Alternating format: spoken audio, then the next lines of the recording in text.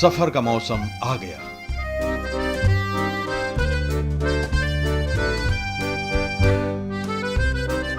निकल पड़े हैं सैलानी।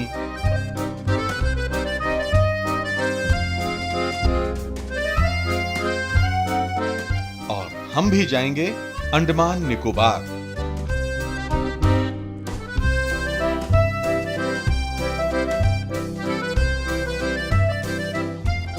दिल्ली के इंदिरा गांधी एयरपोर्ट के टर्मिनल 3 से हम उड़ान भरेंगे।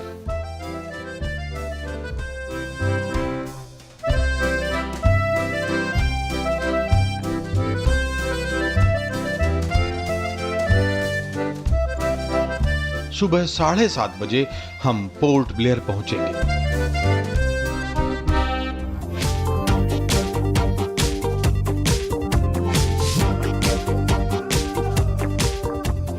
बचपन में स्कूल की किताबों में जब भारत की आज़ादी के आंदोलन का इतिहास पढ़ते थे तो अंडमान निकोबार का जिक्र ज़रूर आता था।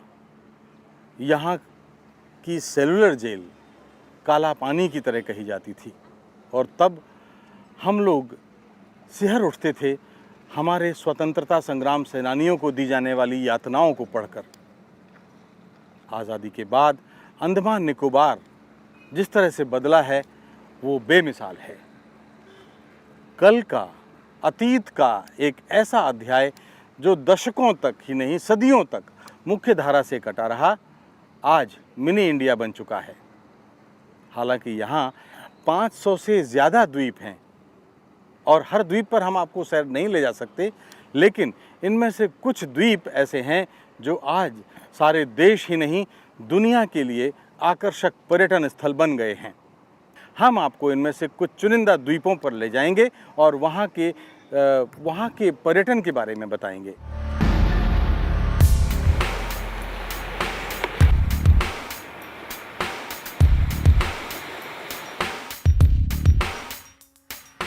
अंडमान निकोबार में 572 द्वीप हैं।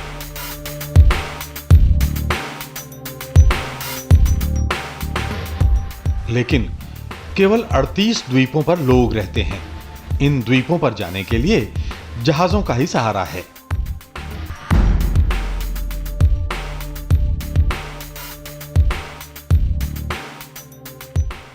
ये जहाज इन द्वीपों की जीवन रेखा हैं।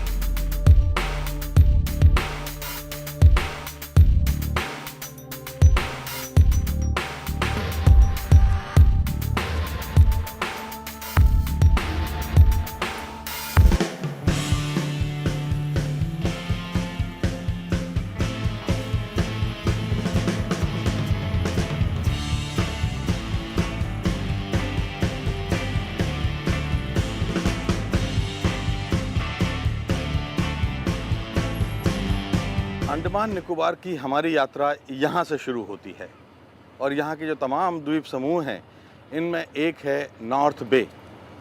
यहाँ पर अंडमान निकोबार की सरकार ने, यहाँ के प्रशासन ने आने वाले सैलानियों के लिए खेल कूद के ख़ास इंतज़ाम किए हैं और यहाँ आने के बाद ख़ास तौर पर बच्चों के लिए जो व्यवस्थाएं हैं वो देखने लायक हैं। हम भी वहीं जा रहे हैं। पहले चलते हैं नॉर्थ बे और इसके लिए हमारे पास एक ख़ास शिप है नारकोंडम। आइए चलते हैं। जहाज के कैप्टन माजिद अंडमान के ही रहने वाले हैं।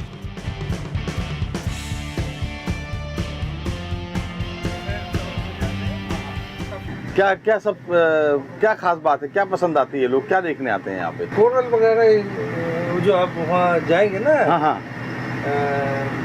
नॉर्थ बे, वहाँ जो कोरल है वो देखने के लिए है, वो बहुत अच्छी चीज़ है। ओह हाँ।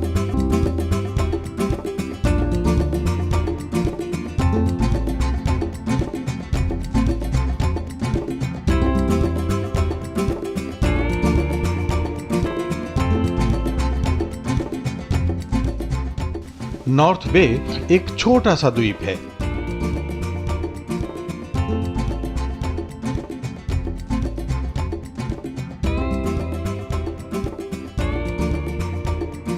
समंदर के भीतर का संसार देखने के लिए यहां सैलानियों की भीड़ रहती है।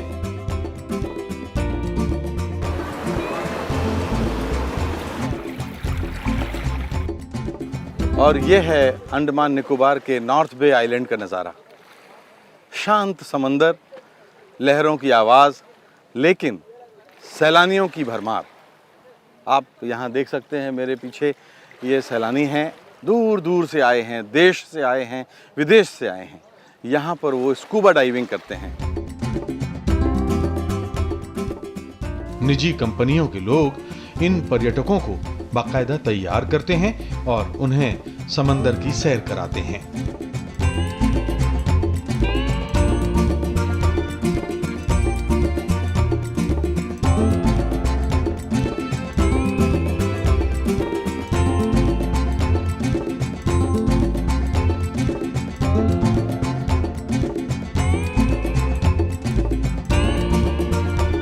कल हम राधा बीच गए थे तो पानी का क्लैरिटी देखा, इतना तो क्लियर कहीं नहीं देखा था हमने भारत में।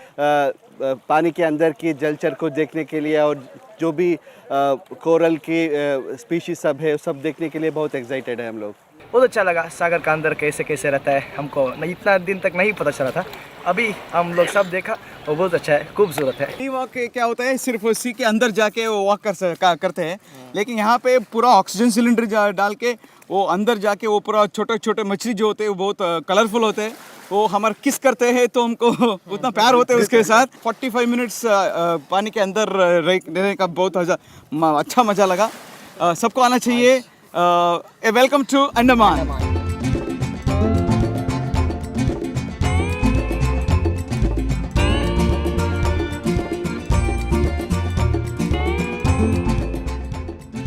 पहला चीज़, ये पूरे इंडिया में एक लौता एक्टिविटी है। ये पूरे वर्ल्ड में 6 प्लेसेस पे होता है और इंडिया में केवल एक जगह हमारी कंपनी कराती है। हम लोग भी समंदर के भीतर पैदल चलने की तैयारी कर रहे हैं।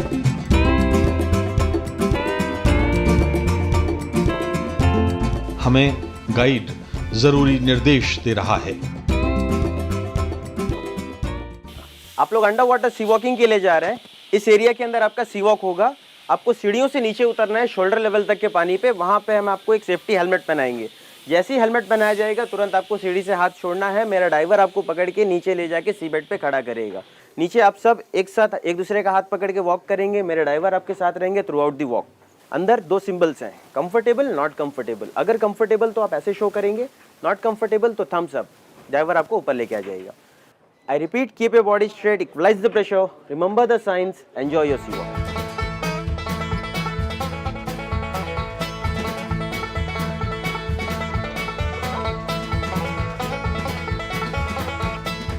पच्चीस 30 फीट नीचे सांस लेना मुश्किल काम है।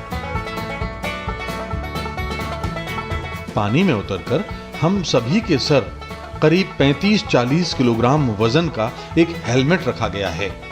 ये हेलमेट दरअसल एक ट्यूब के सहारे ऑक्सीजन टैंक से जुड़े हुए हैं। हम इसी से सांस लेंगे। पानी के अंदर इस हेलमेट के वजन का पता ही नहीं चलता। अब हम समंदर के नीचे तलहटी में पहुंच चुके हैं।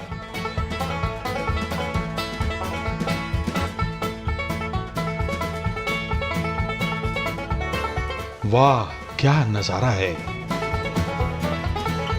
कोरल संसार और रंग बिरंगी मछलियां हमारे इर्द गिर्द घूम रही हैं।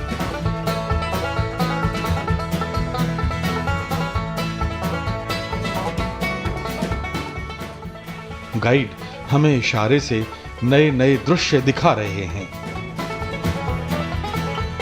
क्या बात है, एकदम हैरत अंगेज, एक नई दुनिया, एकदम नई दुनिया। मैं बता नहीं सकता, मैं आपको शब्दों में नहीं बता सकता।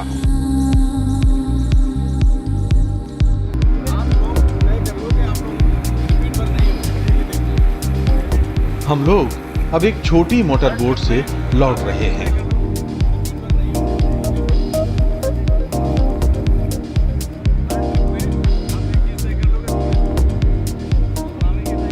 ये बोट हमें वापस ले जाने वाले जहाज तक लेकर जाएगी।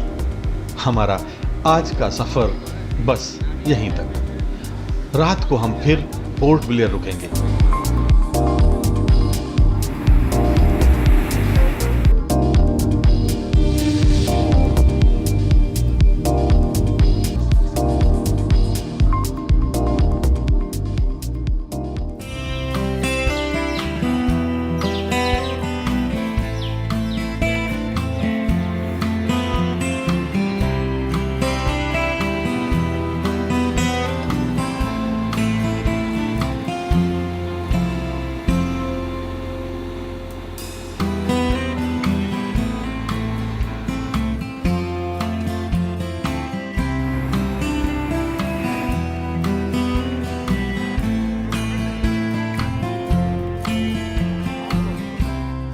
और अब हम आ पहुँचे हैं रॉस आइलैंड। ये जो द्वीप है ये आज़ादी से पहले तक अंग्रेज़ों की राजधानी था और अंडमान निकोबार की राजधानी था। जब देश आज़ाद हुआ तो पोर्ट ब्लेयर को यहाँ से नई राजधानी के रूप में तब्दील किया गया, लेकिन यहाँ की पुरानी राजधानी के निशान आज भी आप इस द्वीप पर देख सकते हैं। इन दिनों भारतीय नौसेना इस द्वीप की देखरेख करती है। रॉस द्वीप पर घूमते हुए एक अजीब सा एहसास होता है।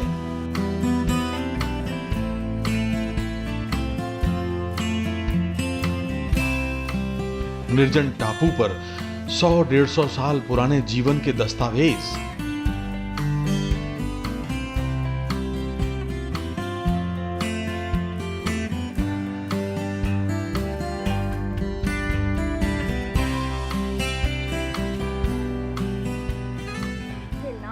वर्षों से एक महिला गाइड अपने दिलचस्प अंदाज में पर्यटकों को यहाँ के बारे में बताती हैं। जिस जगह पर आप सब लोग घूमने के लिए आए हो ये थी अंडमान निकोबार की पहली राजधानी, फर्स्ट कैपिटल। इसका पूरा नाम है डैनियल रॉस। ब्रिटिश के फर्स्ट सर्वेयर के नाम से रखा गया और अंग्रेज ने इसे कैपिटल चूज इसलिए किया क्योंकि ये अंडमान निकोबार का माउथ है। ये आइलैंड, ये एक ऐसा आइलैंड है, आप किसी भी सी रास्ते को चुनिए, कहीं से भी जाओगे तो आपको ये आइलैंड दिखाई देगा। यहाँ जो प्रिंटिंग प्रेस लगाए गए थे वो आज मरे नहीं है, जीवित है। अंग्रेज के ज़माने में जब पेपर छपते थे उसका नाम था डेली इंग्लिश 1 पेज, मगर 1947 जब ये पोर्ट ब्लेयर शिफ्ट हुआ इसका नाम रखा गया द डेली टेलीग्राम। आज भी इंग्लिश हिंदी में सरकार इसे चला रही, चल रहा है, मगर इस आइलैंड में सिर्फ खंडर के रूप में है।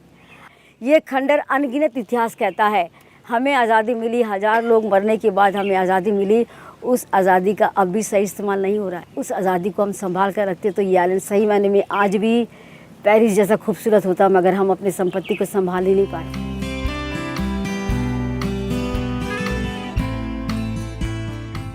कितना खराब लगता है सुनकर कि 150-200 साल पहले इस द्वीप पर 5000 से ज्यादा ग्रेट अंडमानी रहते थे।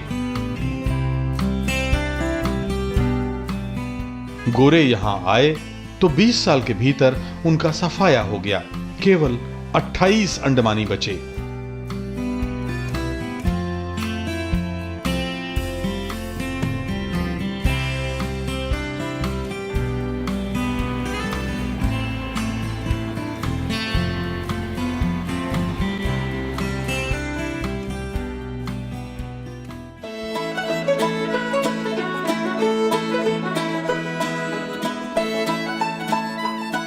जा रहे हैं इस द्वीप समूह के सबसे शानदार द्वीप हैवलॉक पर।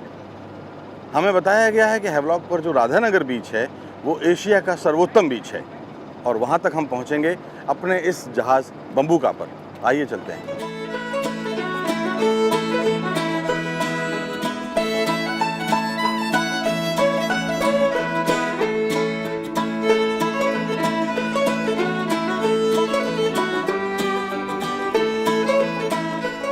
हमें सबसे खूबसूरत बात तो, अच्छी बात तो ये लगी है कि इस पोर्ट ब्लेयर के बंदरगाह पर जितने भी जहाज़ थे उन जहाज़ों के नाम यहाँ के द्वीप समूहों के नाम पर रखे गए हैं, जो उन्हें अपने द्वीप समूह की ऐतिहासिकता का बोध कराते हैं और अपनी पुरानी ज़िंदगी से जोड़ कर रखते हैं।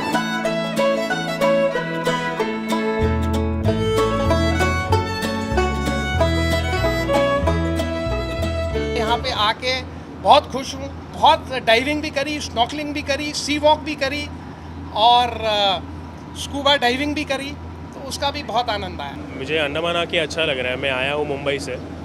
मैंने अभी तक सिर्फ एक्सपीरियंस किया है हाल फिलहाल में पोर्ट ब्लेयर का मार्केट और सेलुलर जेल जो सब ज़्यादा फेमस है।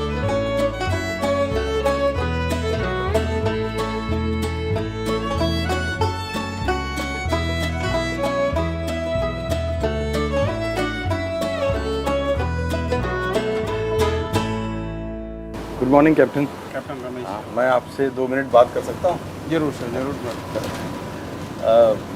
कब से आप इस शिप पे इसको आप वैसे शिप तो आपका अभी ये 8 साल पुराना शिप है ये फेरी जो करता है यहाँ इंटरलैंड जो हैवलॉक और पोर्ट ब्लेयर के बीच में जो पैसेंजर आते जाते हैं उनके लिए सर्विस के लिए है ये।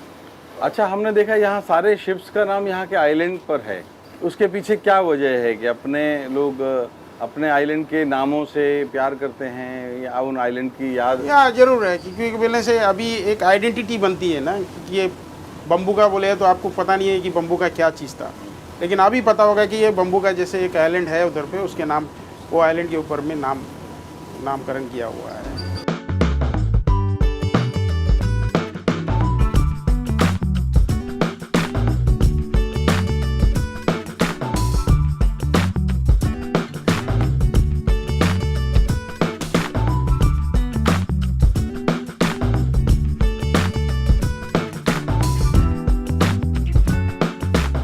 करीब 3 घंटे के सफ़र के बाद हम लोग अब इस वक्त हैवलॉक के बंदरगाह पर हैं। 3 घंटे की ये जो यात्रा थी हमारी बड़ी शानदार थी, बहुत अच्छी थी और देश के तमाम राज्यों से आए सैलानियों से हमारी मुलाकात हुई, गपशप हुई, इस जहाज़ के क्रू से हमारी मुलाकात हुई। अब देखते हैं हैवलॉक का शानदार राधानगर बीच।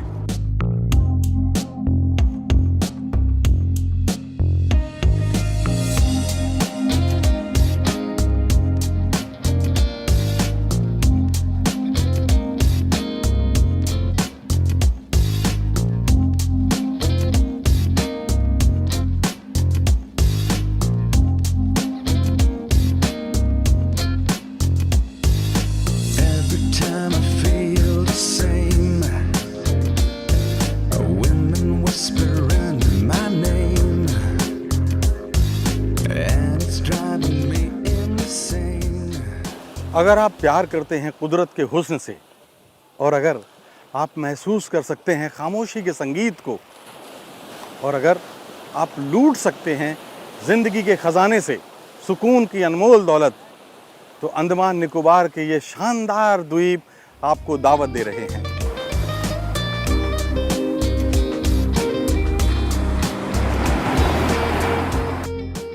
राधानगर को एशिया का सबसे सुंदर बीच कहा जाता है। इसी वजह से यहां बड़ी संख्या में विदेशी टूरिस्ट आते हैं।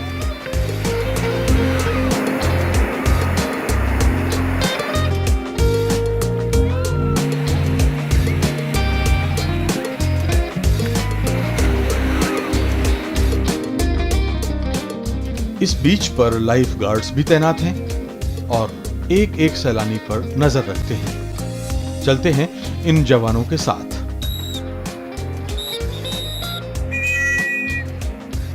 कृपया ध्यान दीजिए, आप लोग ज्यादा गहरे पानी में ना जाएं, क्योंकि पानी में अंडर वाटर करंट बनता है जो आपको खींच के बाहर लेके जा सकती है। इसीलिए कमर तक पानी में रहे और सेफ रहे।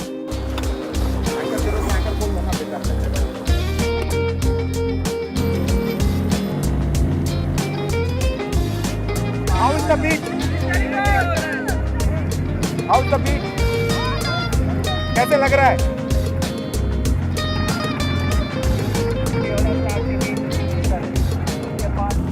मिस्टर माधवन, आप यहाँ पर बीच ऑफिसर हैं। बिल्कुल सर। इस बीच की क्या खास बात है जो इसको सबसे सुंदर और भारत का सर्वश्रेष्ठ बीच बनाती है? भारत का करके नहीं सर, आप देखा जाए तो ये जो बीच है वर्ल्ड में ही फेमस है सर, वर्ल्ड में। इसकी आप खासियत दे सकते हैं, एकदम शैलो पानी, एकदम पानी जो है एकदम शैलो है और एकदम क्रिस्टल क्लियर पानी है। इसकी रेत आप देख सकते हैं, रेत एकदम सैंड, एकदम सिल्वर सैंड है। और बीच को आप देख सकते हैं, बीच इतना साफ सफाई बीच आपको कहीं नहीं मिलेगा।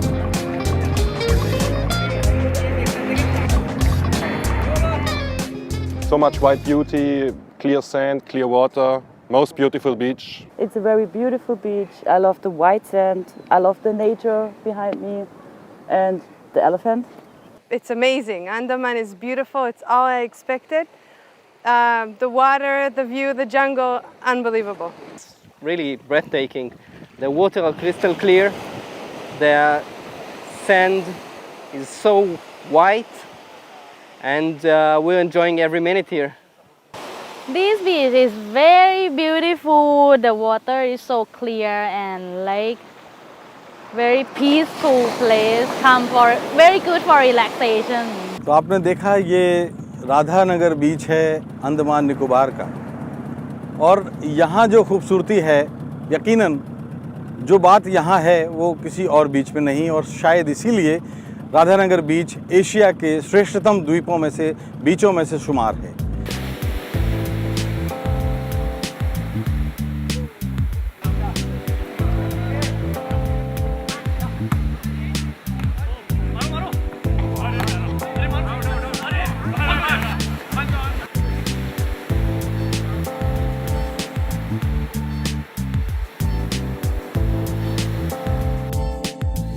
हैवलॉक के इस खूबसूरत रिजॉर्ट के सामने एकदम खामोश और खूबसूरत बीच है विजयनगर।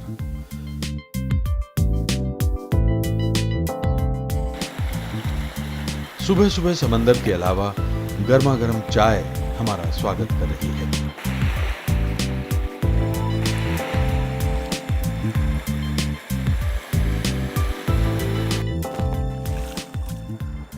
हद्दे निगाह तक ये समंदर के सिलसिले, दूर दूर से चले आते हैं लहरों के काफिले, मिलते हैं यहाँ ज़मीन और आसमां इस अदा के साथ, जैसे हो कोई आत्मा परमात्मा के साथ। बीच पर हमारी मुलाकात हुई स्कूबा डाइविंग सिखाने वाले निश्चय पाठक और उनके दोस्त रोहित बाघेला से।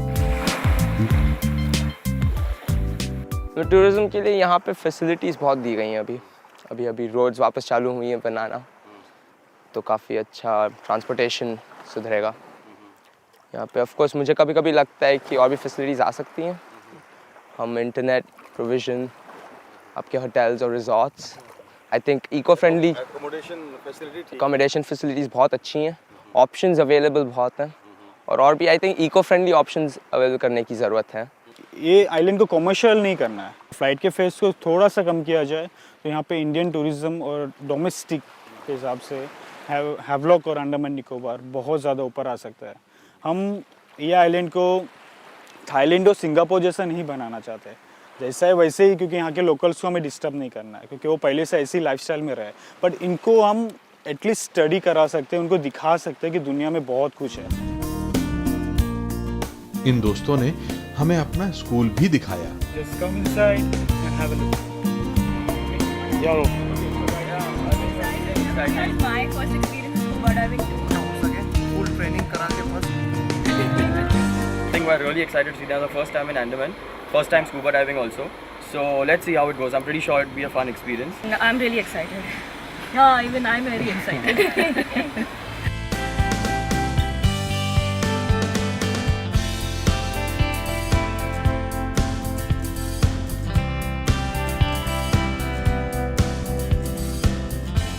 और अब हमारा सफ़र है हैवलॉक से एलिफेंटा के लिए। एलिफेंटा एक ऐसा द्वीप है जहां रहता कोई नहीं, लेकिन अंडमान निकोबार की सरकार ने वहां पानी के खेलों का कुछ खास इंतज़ाम किया है। और एलिफेंटा जाने के लिए हमारे इस सफ़र के नाविक हैं रोनित।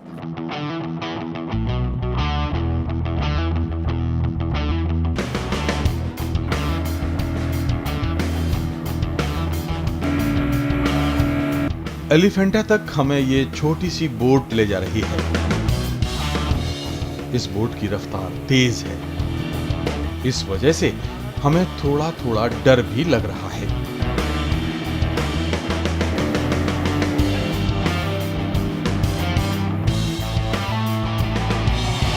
एलिफेंटा में सैलानियों की तादाद बढ़ती जा रही है।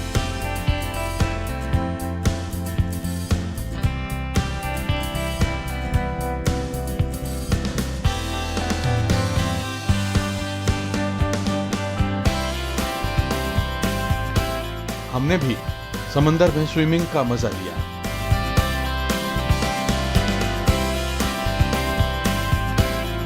जो यहाँ के कलर्स हैं पानी के, वो आपको कहीं देखने को नहीं मिलेंगे। बेशुमार मछलियों के साथ रहना, उनके साथ खेलना, उन्हें देखना, हाथ लगाना, this is the best experience I have ever had. मैंने यहाँ सी वॉक किया, जिसका एक्सपीरियंस बहुत ही मतलब मेमोरेबल रहेगा मेरी लाइफ में। हैवलॉक का सबसे अच्छा पर्यटक स्थल हमारा एलिफेंट बीच ही है। Currently we are at the Elephanta beach, just we're spending a good time here. it's a place worth visiting.